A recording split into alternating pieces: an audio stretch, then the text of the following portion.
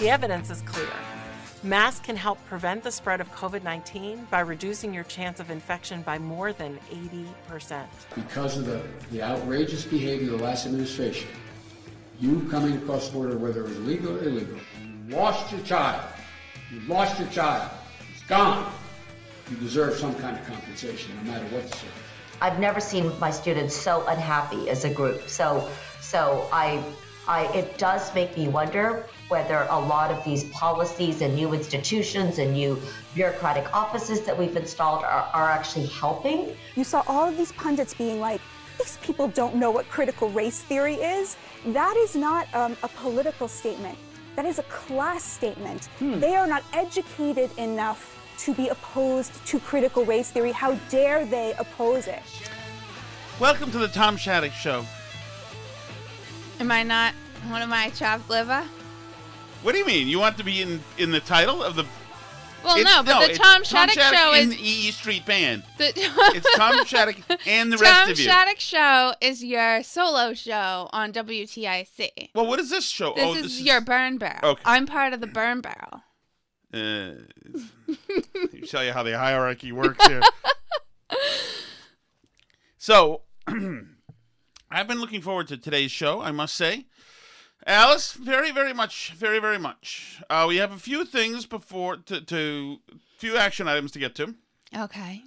One, I have a loyal listener, somebody I may or may not be related to, suggests that we try to curb the swearing on the show.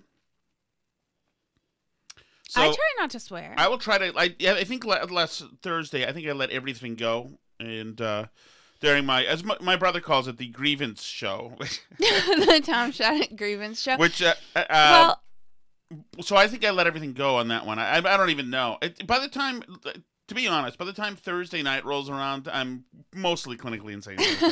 But well, so I have noticed too, because our kids now listen to our show. Do they? Oh, yeah, James does, doesn't he? Yeah, and Anson now got an iPad for his birthday from, I think, the same person who you may or may not be related to, and he told me, because I've told them that they can't say a certain word for a cat unless they have the word cat on the end. They can't just use it by itself.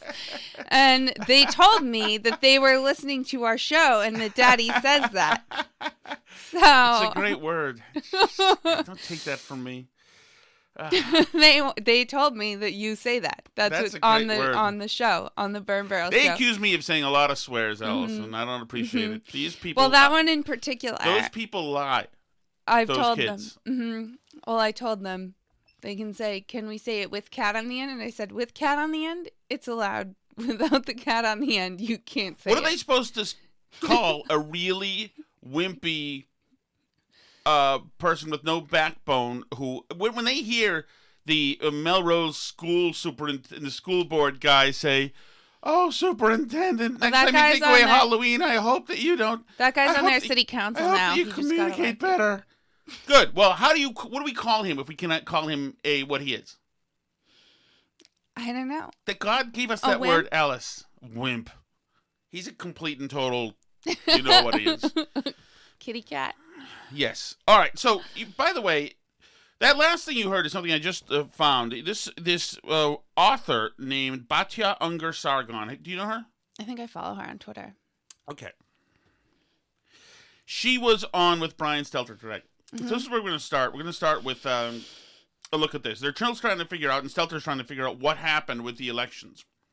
And how it is that they could, because on CNN there's been no reckoning of the elections, and MSNBC there's been no reckoning of the elections. We've heard the same things, that this thing that doesn't exist called critical race theory was used by white supremacists who want to use race again because race. Yeah, and also they were too moderate. Yes, too moderate. And so they didn't excite the base. That's what exactly. Like, and the administration's big thing is that they want to see us get things done. Dang it! So, anyway, this is Batya Unger Sargon with Brian Stelter with a bit of this kind of threads a needle right in the area of where we've been, but it's kind of an interesting thought. How does what you're describing as bad news? How did it shape election result on Tuesday? So I felt that Tuesday was a really good advertisement for my book, because my book is arguing that a lot of this conversation around wokeness is actually about class. We are hiding a class divide in America. We are hiding the just disgusting levels of income inequality in America. We are hiding the total dispossession of the working class of all races by focusing on a very highly specialized academic language around race.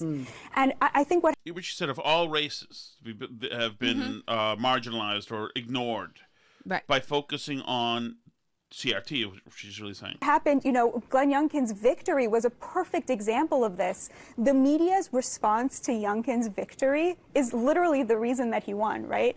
How did they respond? There's 100 medias, 100 reactions. You're pretty overly generalizing, I think. Let me get more specific for you, okay? Because I have to admit, having watched CNN all week, there's been a lot of very, very, very good genuflection on this front.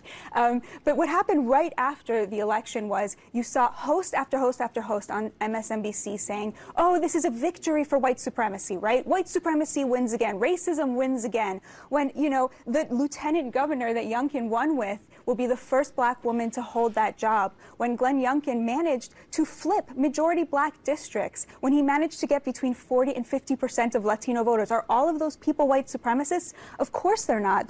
You and I said this before. This is nothing new to us yet. And you're right. So all the people who voted for Youngkin voted for Biden, voted for Obama, voted for Hillary. So, they're calling them, it's a rave of racism, whatever. But this last point she makes right here is interesting, and I think it's so central to the point. The people who are worried about, number one, the economy, right? And number two, schooling. And it seems to me it is such a self-own to tell people who are worried about the economy that that is white supremacy, right? You are essentially criminalizing the views of working class Americans. And you saw the same thing with the conversation around critical race theory, right? You saw all of these pundits being like, these people don't know what critical race theory is. That is not a political statement. That is a class statement. They are not educated enough to be opposed to critical race theory. How dare they oppose it? I think that's very interesting. And I think that's true because it is the plaything of elite academics. Right. The actual critical race theory. These are people who sit around, very upper income people, who sit around and listen to the smart-sounding, though empty, vacuous, shallow, and mostly idiotic words of Ibram Kendi, and feel that they're getting a sophisticated treat that only people of their stock now, we can say, can understand, fully decipher, and have a good grasp of. Right, and in particular, I mean, you see this with like stuff that happened in 2016, but was already sort of happening before that, where college versus non-college is becoming more and more predictive of voting patterns, right? And it's because there is this cultural divide between like the colleged elite who feel that the other people are too dumb to disagree, to be allowed to disagree with them. And, regular working class voters of all kinds of races. And Trump, who traditionally many of whom have voted Democrat, right? And Trump was able to, Reagan before that, but like lots of Republicans have sort of occasionally tapped into the so-called white working class, right? But what's different is what we've seen with Trump and post-Trump is that you're also starting to see Republicans make inroads with other working class voters of other races who have traditionally voted very, very strongly Democrat. So that's a big problem for Democrats, right? And them just saying to the black homeschooling dad who was interviewed, who said he was voting for Youngkin because he didn't like the stuff he was hearing in school and he couldn't articulate why he didn't like the lessons on Lincoln. They're just telling him, you're too dumb. We'll take your kid for you and they don't belong to you. And we know best what's best for your child. You don't know. You're stupid. They're saying that to those voters and those voters are saying, excuse me, no. They're saying, this is not the way this conversation is going to happen now. And Democrats don't like hearing that, So, and like you mentioned, I assume we'll get to all the Biden bill stuff, right? That they managed to pass this thing in the middle of the night on Friday night, was it, that they passed Right, the but stupid thing? yeah. But yeah, we'll get to that. But yeah, this isn't, I mean, I think economic anxiety isn't quite the right thing too. I mean, it's class, certainly, but it's not all about how much money people make, you know? Like, because you see it even when the economy's doing well and people are doing better. And I think, you know, people have pointed out, like, a lot of Trump voters are small business owners and have done pretty well for themselves. But it is this, like, college, non-college divide, much more so.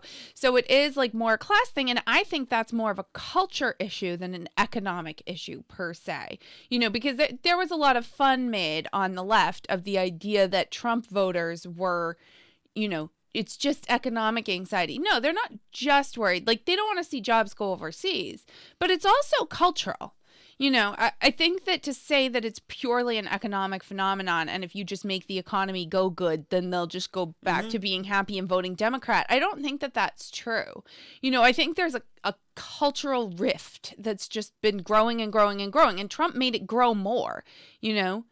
He was a wedge that divided people and made clear, like, it drew battle lines for people in the media and stuff. But yes, and also some of these people, because of class, and you can throw Joy Reid in there, etc. Some of these people, they don't live a life of of true diversity, and they're not hanging out in Watts or Mattapan, Massachusetts. You know, these are people who have done very well. Everybody has upgraded, black, white, brown, whatever. You know, and these news organizations, you know, have long said goodbye to these. If they ever came from these areas to begin with, who knows? But, yeah, I mean, certainly maybe some of them did.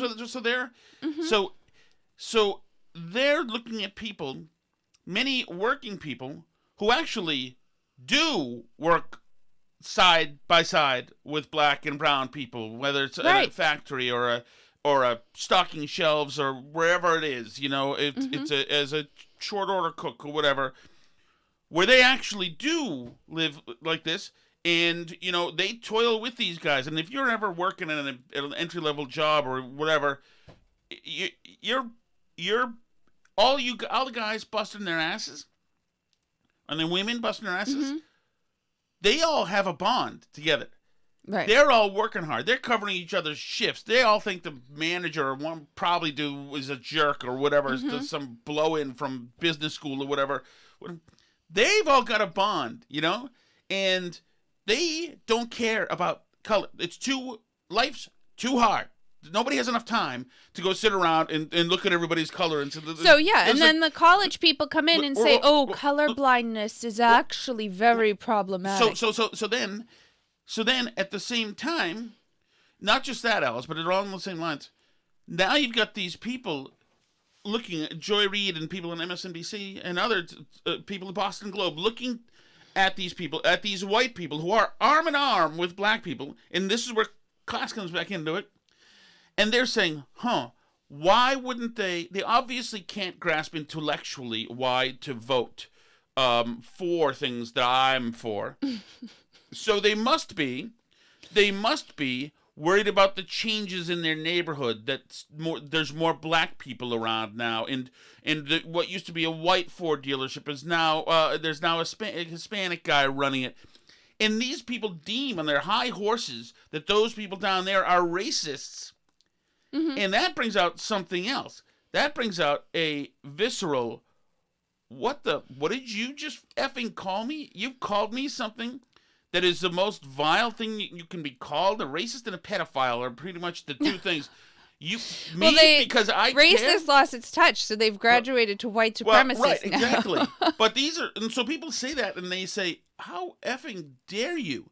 If we thought that it was problematic when Hillary called a whole bunch of people deplorables, you can say what you want to about Trump. I don't think he ever yelled at the American people. He wanted all the American people to like him. Oh, yeah. He was proud. For sure. My uneducated, where's my black voter? I mean, he was loved. The guy was a big tent, though highly un-PC, you know, to laud the canniness of Jews in negotiations was something only Donald Trump could get away with, and that's but he was total outreach to people. He considered that outreach. Remember when he yes. ate the taco bowl on Cinco de Mayo? Totally. Which also is if you want to say something about him, that's pretty brilliant that he did. Do you think that working class people sit around and say, that's a racist thing he did? I don't. Well, no, just like regular Native Americans don't go around thinking that Of course, I'm glad you mentioned it because I wanted to get back to something on that too, but which will. But so I think that's why I just think that there's when you call people, then you suddenly fire up Merrick Garland to check people out, right? Problematic people.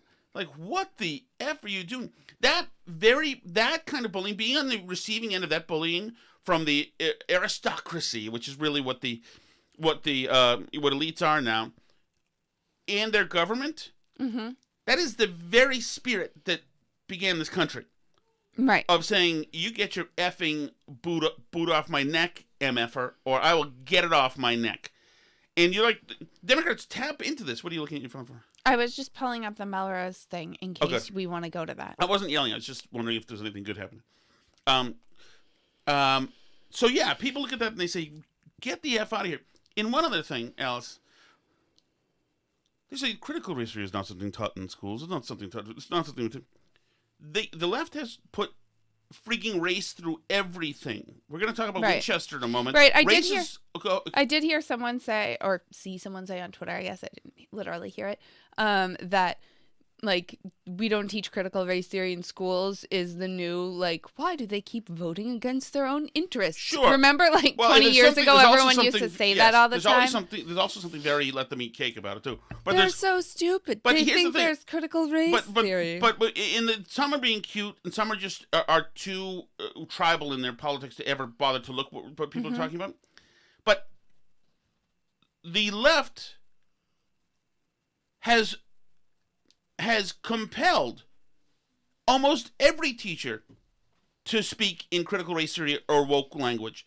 Because they compelled them to. Right. And they have, because the left has decided, academia has decided, and this elected government has decided and told everybody, especially in the last 2 years, that there is existential racism in everything, everywhere, including those books, including those students who are different, including the cop who's waiting outside, including our curriculum that we have here, including the way some students have been brought up compared to other students, including the history of education in the country, including the land that we're on, which was stolen, including this, including that.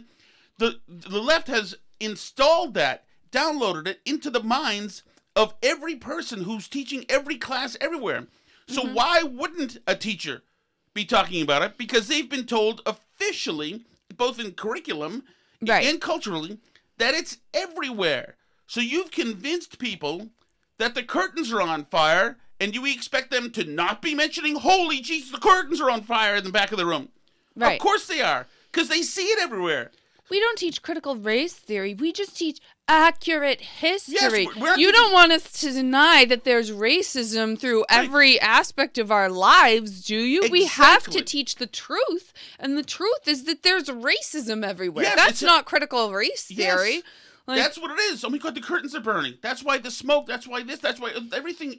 But so you've made it so. How could they not?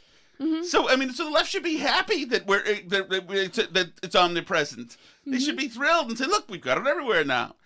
Except it's being pushed back against. Yeah, because it turns out some people say, wait a minute, I don't think it's true that there's racism everywhere and that Lincoln and George Washington are problematic. We don't want Mount Rushmore taken down. We don't think that Thanksgiving should be abolished as a holiday. Yeah, they came for Columbus Day and nobody stood up and said, Columbus Day is great and should stay, right? But this is what they do. Is they start with the Confederates and then all of a sudden they're on to Jefferson and Washington and everybody else. And, then it's the same with the holidays. They start with Columbus Day. Now Thanksgiving is super problematic, and not just in the we need to acknowledge that people mistreated people sometimes, but Here I am looking at my mom groups on Facebook, and one mom posts, "Are there any good resources to reframe the discussion of Thanksgiving with kids? This is my toddler's first conscious Thanksgiving, and I'm uneasy perpetuating the myth of white colonizer Wampanoag collaboration and harmony. I'm uneasy perpetuating a myth that Native Americans and colonists hung out together one time." That's really, like, I mean, I'd be happy to show you some books from the colonial time period when people are talking about real settler Native American relations, and I don't think you'd like those either, to be perfectly frank. First of all, what kind of elite, attention-seeking, craven a-hole do you have to be to post that on town? Well, yeah, Does everybody please have a moment to praise me for my thoughtfulness? Yeah, you don't have to post that in your town Facebook group. You can just Google woke Thanksgiving resources. That is the person. This is why a lot of this, I think, is a mental health situation. That person needs help. That person. But can you imagine? I don't want them to think it's about the Wampanoags and the Pilgrims. They got along at first, okay? They got along for a lot of time. Yeah, they helped them survive, and the colonists were thankful that they helped them survive. And the Wampanoags were thankful that the colonists helped them survive because another tribe was massacring the Wampanoags, and they needed a little help. So you see how this works? You know, and you know what happened before that ship hit this country as well, and before Columbus floated by? Indians were enslaving Indians and murdering them and destroying them and killing them and throwing them and pressing them into slavery and oppressing them, etc. Okay, it was not sometimes human sacrifices, all kinds of good stuff. This was not a European invention. But that is no. They were at peace and harmony with all living creatures, honey, and they lived in peace. And let's perpetuate the noble savage myth that's going to also be problematic in short order. So some of the other moms here suggest she visit a little place that used to be called Plymouth Plantation, but is no longer called Plymouth Plantation because that's a mean word. So it's called Plymouth Patuxet, and they point out how much it's changed in their view for the better and how there's so much more there. And somebody put up a picture of this little plaque, National Day of Mourning. Since 1970, Native Americans have gathered at noon on Coles Hill in Plymouth to commemorate a National Day of Mourning in the U.S. Thanksgiving holiday, many Native Americans do not celebrate the arrival of the Pilgrims and the European settlers.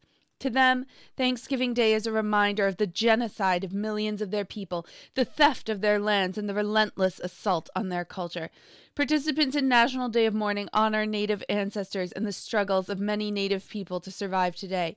It is a day of remembrance and spiritual connection, as well as a protest of the racism and oppression which Native Americans continue to experience. So, do you get it yet? You have Columbus Day, which we're going to celebrate it side by side with Indigenous Peoples Day, just to remember, right? Now we have Thanksgiving. We're going to celebrate it side by side with the National Day of Mourning for the huge genocide that Thanksgiving actually represents, you problematic a-holes, right? That's what we're doing. And then pretty soon, the nice moms in your town are going to go to the school board and ask them to take Thanksgiving off the school calendar because it's extremely problematic and they don't think little Huxtable should have to read such a thing, right? Or whatever. Huxley, is that your friend there in Cambridge? Right? They're going to go to your school board and say, Thanksgiving is so problematic. Like, we shouldn't have it on the school calendar. It's all right if we want to have a National Day of Mourning celebration. You know what? Let's de-emphasize Thanksgiving as part of our fall celebrations of thankfulness. We can celebrate to the Mother Earth goddess of the Native Americans and, sing songs about the harvest, but we need to de-emphasize Thanksgiving. And we're going to, celebrate a diversity of traditions, not Christian traditions, of which Thanksgiving and harvest metaphors are a huge part. And if you look through any old-fashioned hymnal, you can find all kinds of songs of Thanksgiving that are, that deal with harvest metaphor. They're not going to put those in there, right? They're not going to celebrate that diversity of traditions. It's going to be all Native American stuff, and they're going to do the National Day of Mourning and probably hold a moment of silence for the genocide that your little children in elementary school are complicit in even today by still having a Raiders mascot on their school. So, there you go. That's what's going to end up happening. And another mom agrees. We went to Plymouth Patuxet a few weeks ago. It's so much better than when we were kids. The Wampanoag homestead is no longer a total afterthought. you know, and all these moms agree, basically. Actually, one mom I know had a problem with it, and the post eventually got taken down. One person says... But that mom we know, and she's from where? Bulgaria. Right. So she's seen socialism in action. One mom writes, as a Native family, we have reframed Thanksgiving to honor the actual celebration of the harvest. So here we go with the actual holiday should be about. This has been you've colonized our harvest celebration, which isn't even true, but whatever. We've reframed it to honor the actual celebration of the harvest, and we just use the day off to do so. It's a good time to be with our family and celebrate what we have. We do redirect conversations about what may be taught in school to what actually happened. When I was younger, we also went to Plymouth for the day of mourning. Somebody else We says, do redirect. I love these words. The words are so wonderfully perfect. We've rethought it. We're redirecting now. You see how much educated we are? See, we live in a town with a high property tax where nobody, can move into anymore. But we're redirecting. We spend our time in the city council or town council declaring George Bush a war criminal and declaring us a sanctuary city. But once again, these are the adventures and hobbies of people who live upscale boutique lives. This is, like we were saying, this is a class issue. It's wonderful. It's just the poorest just celebrate Thanksgiving. You're rich enough to live in the nice part of Winchester, Massachusetts, then this is just another accessory you have. Right. Someone else posts, I'm in the same boat with my toddler, and after getting her so psyched for Halloween, I found myself questioning how to explain Thanksgiving. I've decided that for now, I want to focus on it being a time of thanks, to show gratitude for our bounties and share with others. I believe there will be a shift in education as she gets older, because I'm going to show up at your school board meetings and cause a problem. Or this person will probably be on the school board making these decisions. I believe there will be a shift in education as she gets older towards a more honest telling of history. Until I don't then, understand how it's not honest. They sat down and they celebrated that 11 pilgrims survived the winter. It was a hellish time that you pussies have no idea about in rich towns getting rid of your mascots. You have no idea what the adventure was like for those people who had to live through winter. And honest survive retelling while the of kids history. died and the babies died and the mommies died. And I'm going to everybody get them died. all a copy of the so Shattuck much. book. You know so much. It's interesting. Man, in 2021, you people with iPhones that has all the information and history of the entire world in your hand have never been more a comfortable generation ever than right now. But they know so much about what was really going on in 1620, how easy it was for the white oppressors just to steal everything from the Indians and be jerks. These people are vile people. I'm not going to go back to anything happening in the 1930s, but you want to know how somebody can be vile but think they're great and doing something important and somehow ignore smokestacks? These are the people doing it right there. She finishes up. Until then, I'm not going to perpetuate any myths by showing her books or shows that display them. They weren't friends. I'm not going to perpetuate myths about colonists and Native Americans getting along. This is why, and this is another reason why we're so gross in the country, because in cities and towns now, there's a move on in all these rich towns to celebrate Diwali, which is the festival of lights and major festival celebrated by Hindus. Which I'm fine with. If you want to if you want to start adding random religious holidays to the calendar, go for it. Festival of Lights seems fun, but why are people like those mothers into celebrating Diwali? Because it's a traditionally unwhite holiday. Correct. It's a holiday that the good guys made, not the bad people, not the pilgrims with their Christianity and goodness, no. The good guys, good. We're celebrating Diwali now. That's fine. You can celebrate Diwali. We lived next to an Indian family in our last town who weren't insane. They actually were from India, and they were fantastic quality people. Yeah. Fantastic quality people. Yeah, they were great. Yeah. Don't you miss them? Mm-hmm. As a matter of fact, my first... They grew corn in their front yard in the nice suburb. I loved that. I know. Now everybody else is growing corn. I loved how uncomfortable it made it, but usually not right in the front yard where there's supposed to be a lawn. Remember my first interaction with the youth of Melrose House? Mm-hmm. is the bunch of kids bullying the Indian kid. Yeah. T-Dog got up and now went after him. Mm-hmm. Which I I'm sure he was very grateful to you. No, I think I ruined his life, actually. A big fat guy yelling, and I swore at all the kids, too. They're like, oh, my God, what's this monster saying? All right. Speaking of which, they could use a little T-Dog in there because they're having big problems in Melrose with hoodlums egging houses and breaking pumpkins on Halloween and setting off firecrackers at people's houses. And the people who complain on Facebook, honey, feel that they've subsequently been targeted with more house eggings afterwards. I don't understand how that could be true. No, I wouldn't think so. I don't give kudos to the youth of America very often. But by the way, I just want to go back to something. And I was tipped off to this from the guys on the Fifth Column podcast today. But remember, we played this wonderful, and this goes right along with what we were saying. We played this wonderful sound last week. Hello and welcome to Microsoft Ignite. We've got a big day. We played this. We missed the beginning of it. Remember, on Thursday night, we played the other stuff that was going around, like about the outfits. But I said on the show, like, I can't believe they didn't talk about what stolen land they're on. Maybe they did it at the beginning of the conference. And Trish sent it to us and was like, look, they did. Hello and welcome to Microsoft Ignite. We've got a big day ahead and lots in store for you. First, we want to acknowledge that the land where the Microsoft campus is situated was traditionally occupied by the Sammamish, the Duwamish, the Snoqualmie, the Suquamish, the Muckleshoot, the Snohomish, the Tulalip, and other Coast Salish peoples since time immemorial. A people that are still here. By the way, I don't care what century or civilization time you are from. Muckleshoot is a troll word. It is absolutely made. What tribe are you from? Muckleshoot.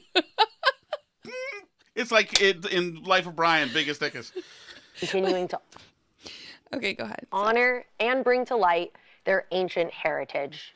My name is Allison Wines. I'm a senior program manager in our developer tools division. I'm an Asian and white female with dark brown hair wearing a red sleeveless top. And I'm Seth Juarez. So why did she describe herself? It's for the visually impaired. Okay, so this is a point I have for you, Alice. Okay. How helpful is it to a blind person to let them know you're wearing a red sleeveless top? Well, maybe they're only like partially Maybe blind. they're totally blind. Well, but there's a lot of people that are partially blind that may not Okay, there's a lot of people who are totally blind who are left out of this. Okay. I'm wearing a red. I wish I got to know and enjoy what red is. What is red? Well, but maybe like later somebody in the conference will like call on the lady in the red top and they'll be really confused unless she gave this information. I don't know. I don't know that it helps. Like if they're totally blind, like how does that help you if you've never seen these things? Well, it doesn't. It's just words for what stuff. she's lording over them all the things that she gets to notice. All the sighted people get to notice. We get to see who's wearing red tops, who's Asian. Well, no, but like if you look, so the social media thing, Reddit, like Reddit's super woke, and like whenever somebody puts up an image, a lot of times somebody will like come by and be like, oh, like I'm just gonna, let people know what's in this for the visually impaired. There's a picture showing like a person in a blue top next to somebody else, and the caption says blah blah blah. Like they'll like write it all down for visually impaired people, so their like text to speech read or their text to speech reader can like tell them what it looks like, what they're looking at, Okay. So they consider themselves to be doing like a public service. But I have another question about this. Microsoft is a really big and wealthy company. Mm-hmm. They could go be anywhere. Like if Microsoft feels strongly that they're on stolen land, and she just told us that the Muckleshoots and everybody are still there trying to like do their heritage, and their land was stolen from them, and the Microsoft campus is on it. Rather than having their convention and talking about it, couldn't they like give back the land? Yes, they can make every single Muckleshoot filthy rich. They absolutely could. Yeah, but apparently it's not gonna. It's not. They just need to bother us with announcing it to all of us. Yes, we're gonna aggravate you for 45 seconds each with total jargon, spam mouth, virtue, progressive speak for a while. Okay, so this leads me to. And are you done with the school stuff? I'm fine. Yeah. Okay, so this leads me to. I listened to another podcast. I listen to a lot of podcasts.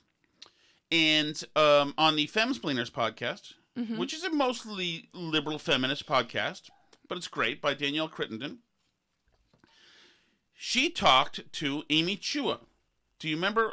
Tiger Mom. Tiger Mom. Yale. There was something with her with Kavanaugh, wasn't there? Mm-hmm. Tiger Mom, Yale. She got in trouble because she worked.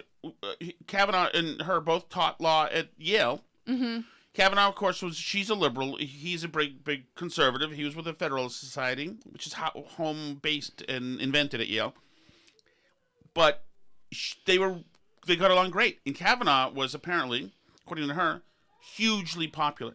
He was hugely popular.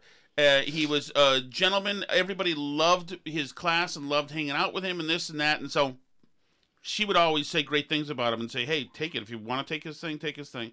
He was constitutional law, so it was a little bit different than what she was doing. But everybody in the place loved him. He was huge. But then came the BS in 2018. And so she wrote a nice essay about him for some paper, and she was told that she was helping a rapist. And yeah, and then they came after her for something else after some students reported that she'd made them feel uncomfortable. Or I forget the details of what it was, but it was some hack smear job thing. Well, totally. And because Yale's gone nuts. Yale is insane.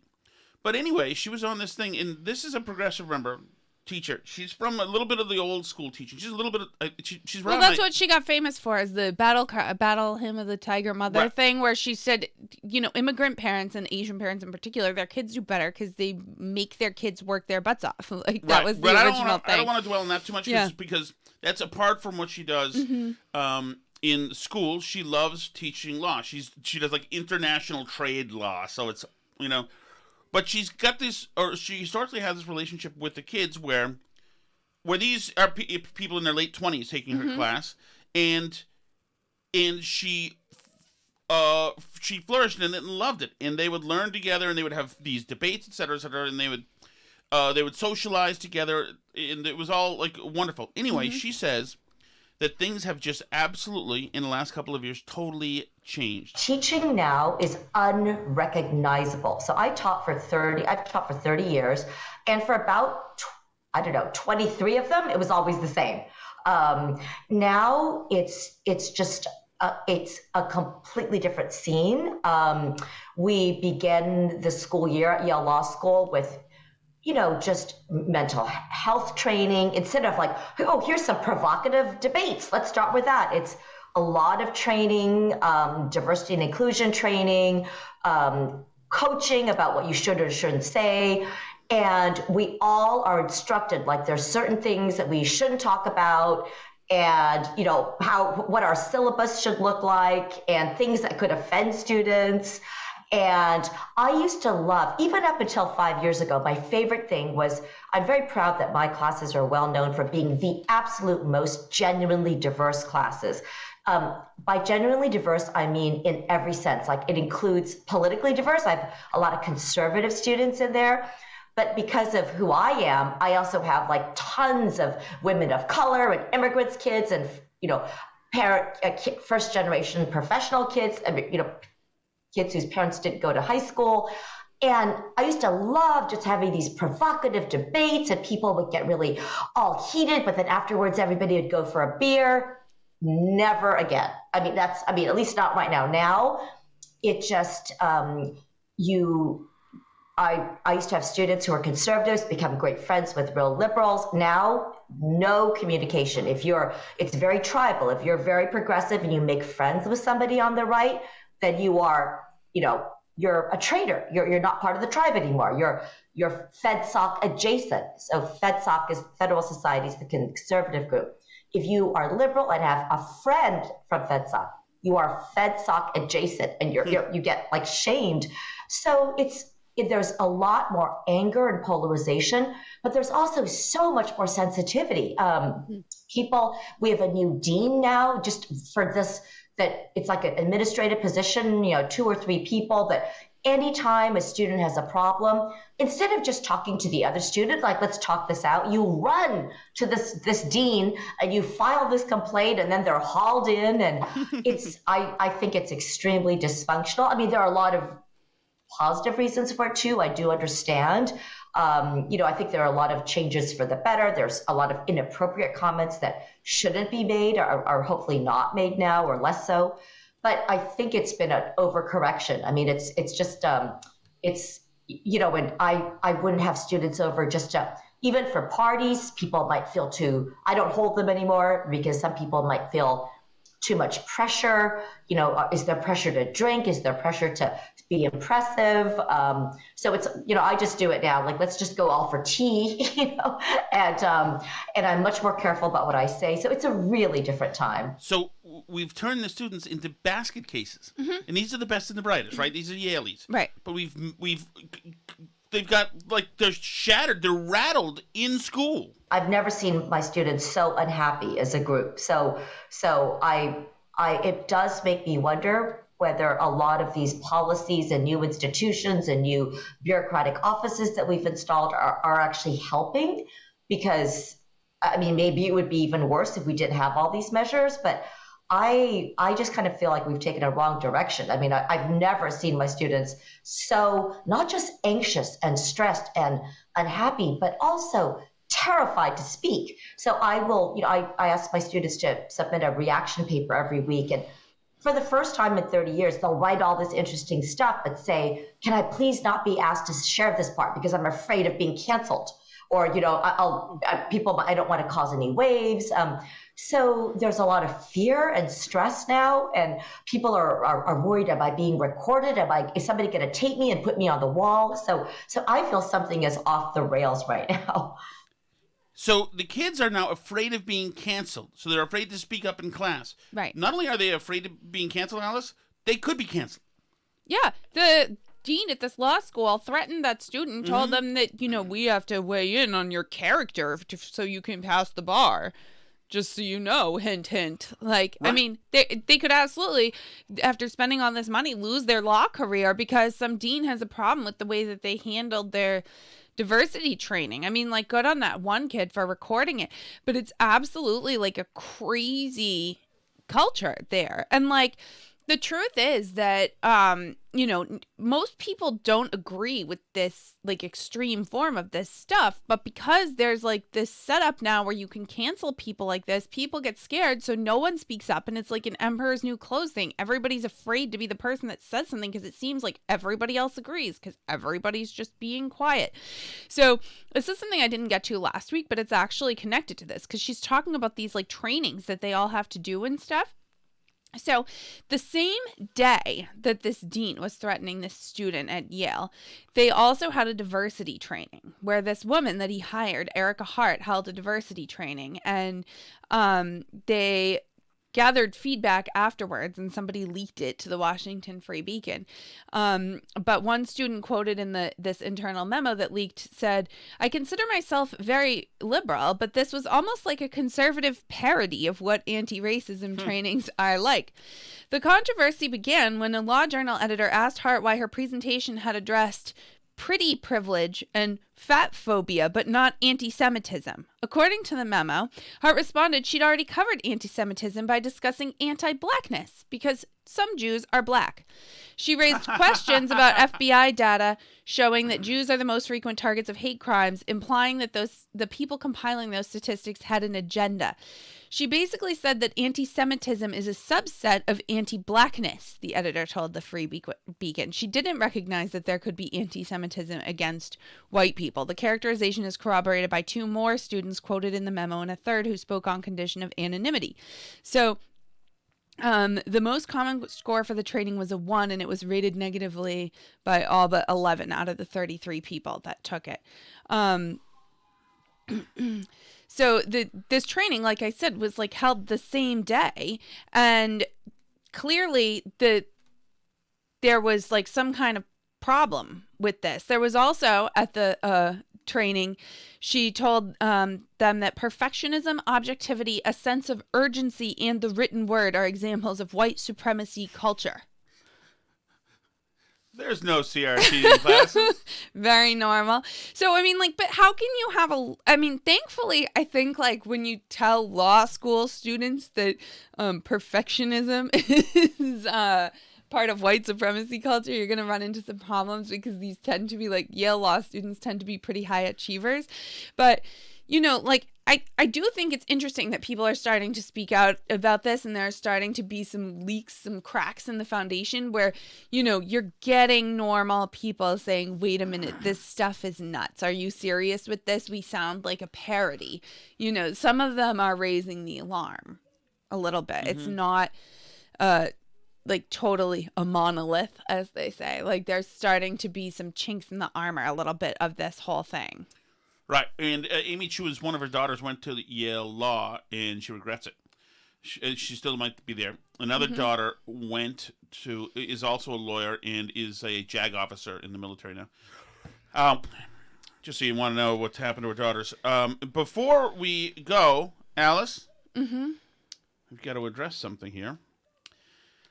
Last Thursday, I said this. So I lived on the poor side of town, not the poorest part of town, which is right tucked next to Woburn, which was like, they called it the pit, which is terrible.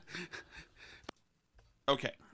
So that is true. They did call it the pit. I mean, we did. I mean, it was just, that's what it's called. It was kind of literally it was a valley, which I guess was probably where pit came from, but it was probably a double entendre. It's not the kindest word for a valley. It wasn't called the Vale of Winchester. Right. No, I think there was a bunch of public housing there. So yeah, there I am talking about saying I came from the poor side of town, which the other side. Let me talk. So I lived on the poor side of town, not the poorest part of town, which is right tucked next to Woburn, which was like, they called it the pit, which is terrible. But that was next to the Italian part of town, which they called something that cannot be called anymore, and I'm shocked that they called it that, but we have chickens with part of the same name. And we lived in a newer part of town. It was kind of like Stoneham. So it was like split-level ranches. Oh, you know, it was a pretty near little the Jell-O factory. Near the Jell-O factory, exactly. So anyway, so now, since I said that, a classmate of mine has gotten in touch with me. A classmate named Stacy has gotten in touch with me. So Stacy is she was kind of I didn't really have many friends in high school, but the group that I was affiliated with, you could say, were kind of Stacy's friends. Okay. Through Pam, do you know Pam Taylor? Through Pam, who was just somebody who I knew as well, and Mary, who you know, and these people. No. Yeah. Who okay. you met. You know these. So those were my Jenny, whatever these. So it was all of us people who smoked really hung out. Right. I don't know if Stacy actually smoked. By the way, she was Stacy in 1973. Every fourth girl was named Stacy. There was a name that's gone away now, but it's a nice name. We had a bunch of Stacys in the class. Stacy was somebody who I would have been around the same kind of extended circle with probably. She was a fantastic person, incredible personality, extrovert, and very interesting. Would be the person who would be speaking up anywhere, saying what's on her mind. Cool. It's the kind of person who you would think my dad would find her very interesting because she has something to say rather than just be like chewing gum and not saying anything and being a wallflower. So I respect Stacy, and it's we forever. So she's good people. Anyway, she sent me a message by email. Good morning. And by the way, all of you guys can send me messages on Facebook or Twitter. Stacy used Facebook. She said, good morning. Just wanted to let you know, love the podcast, which is great. I am a daily listener who enjoys both you and Alice. It is fantastic, which is great. Yesterday, you made mention of the poorest kids in Winchester living in the pit. She says, yes, the term definitely had a negative tone. I do have a question and a couple of facts. At this point, I knew I was in trouble. You're in trouble. She says, what is your definition of poor? So I think the pit at that point was a lot of public housing. I don't know, because although I had a house that wasn't in the pit, we didn't have any money in that house. I had my dad lived in Parkview, which was an apartment complex, which probably had public housing in it as well, which could be a little sketchy itself. Was not a great place. We saw somebody jump to their death there. Yeah, saw somebody do it. Oh, we heard them. It's not a great story. Oh my god. So the Parkview was you weren't. That was not. Oh. So I'm not. I was my own living in I always Excelsior was not assumed it was kind of like an upscale apartment place because it sort of looks like the building Oh the Future. It does look like the building. When you go inside it, that goes away pretty quickly. I think it was the building. I think in the '60s when my dad used to live there as a single guy, it was rocking and rolling. That was the thing. Okay. It was. So anyway, and my mother lived in a house on Dean Road, which she just didn't have any money. She just didn't. She worked. She had a job here and there. She would be beating the crap out of me if she knew I said this now, but she has passed on. So we had no money. Me and Jimmy it was just a thing. It was our life. Like we had no there's hardly anything ever in the fridge. We were blown away when we go to friends' houses and they would have like deli meat in the fridge and like juices and we'd be like, oh my, you got all the stuff you have. So she says, what is your definition of poor? So I would think that subsidized housing, I guess, would be, I think the pit was considered the poorest section, but maybe not. I actually thought Stacy lived next to the dairy barn. I didn't even think she lived in the pit, but anyway, that's fine. Dairy barn is also in another section, which was not the richest section. I think she makes a good point that Winchester is a very nice town. So the poor section of Winchester is people who've worked really hard to get into the poor section of Winchester. Yeah. Oh, no, absolutely. Absolutely. And yeah, no. And so, and I didn't want to make a judgment on the pit or whatever section of Winchester. I feel like I have license coming from not quintessential Winchester, which is, beautiful Victorians, etc. Coming from the other side of town, I thought I had license, but apparently I don't. And that's just fine. Check your privilege. I know. I don't know. You non-pit person. Don't punch down on the pit coming from your Jell-O factory digs up the street. I know. She says, what is your definition of poor? I guess in Winchester there weren't really any poor people. I guess maybe there were. I don't know. I know that probably a person speaking about how tough it was in Winchester, it probably needs to shut up. Probably. But I don't think I'd spent too much time doing that. I just mentioned that that was my part of town. As part of, I don't mind segue into getting to Minahan, who absolutely lived in the rich section. All the other media people from Winchester are in the rich section. Minahan, Ockerblum, Pete Guston, rich section. Okay, so in actually Winchester poor is probably, Dad didn't get you a car for your birthday. It's not. Well, yeah, and I think her broader point, which you haven't quite gotten to. Okay, I'll let you get to her thing yet. She says, I do take issue with your reference.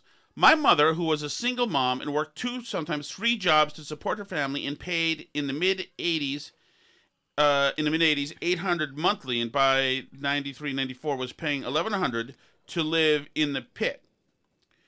The residents, which is not totally cheap. The residents were mostly hardworking single-parent families living in an affluent town to provide their children a safe upbringing with an excellent school system. We made memories and friendships that have lasted a lifetime. Thanks for listening. So, I think it's fantastic that she's got pride about that area and made memories, etc. And all of those things. I don't have moral judgment on people living in the pit. Well, no, but I think sort of what she's getting at too is that a lot of times parents make a choice like that, right? Too, and you and I have kind of joked about it before about being the not rich kids in a rich town is a weird place to be sometimes. But a lot of parents make their choice to put their kids in that situation because it's better than the alternative, which is be walking through metal detectors to go to school, right? So that's and so I think her point is well taken that that when we joke about being like the not rich kids in the rich town, that was also like we were fortunate to be the not rich kids in the rich town too. Oh, I definitely agree with that. I definitely agree with that. And I could get along with Stacy and you know, Pam and Jenny, who's also a very good friend of mine. On all of us, none of us lived in a rich section. Right, and but like these people are all to this day quality people, awesome, good Americans, not psychotics, and like have work ethics. And this is a town that Winchester, like where you grew up in Lexington, had a lot of rich spoiled dickheads in it. So, believe me, that's one of the reasons I didn't matriculate to college, because I didn't want to be with any more dickheads for any more amount of time. I had enough. But so that was my that is my explanation of that. Did I satisfy that? Do you think I'll defer to you. I mean, yeah, I think it's fair. I don't think you were trying to be negative about the pit necessarily. No. But I mean, I could see how it could be taken that way a little bit. Absolutely. And you know what, Stacey? She mentions that residents, hardworking single-parent families living have to provide the children. We made memories and friendships that have lasted a lifetime. I think that's great. And as a matter of fact, our own road, you know, I lived on Dean Road, which only had 4 houses. There was one mean guy, and then the other 3 houses were all us kids. And so we were absolutely, though not in the richest section of town, we were blessed. We had a dead end with our best friends living there. So we were, I can't imagine a better situation, a dead end where we played wiffle ball and baseball and soccer and football and drank beers and did whatever we want, you know. So we were blessed as well. And it doesn't have to be from the other side of town, which I think the other side of town, the beautiful people's part of town, was probably, no, I don't think, I know, was highly effed up, you know, and they had nice cars and all the right clothes and the like, uncanny fashion sense, and always had the right haircut at the right time. I always thought, like, how do you know how to get the right hair at the right time? But they did. They were incredible. So that's what I'm saying. So Stacy, I appreciate it. Thank you very much. I didn't want to. I'm glad I didn't forget this. And she's good people. And thank you for listening. Thank you for everybody for listening. We really appreciate it. Yep. We're going to pop over to Patreon next, I think, correct? Yes, that's absolutely correct.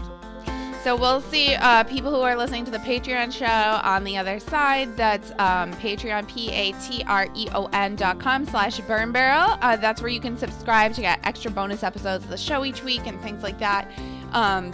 You can also check us out, as always, for free on Facebook.com/Burn Barrel, BurnBarrelPodcast.com. On Twitter, we're called Burn Barrel Pod. And you can email us, burnbarrelpodcast@gmail.com.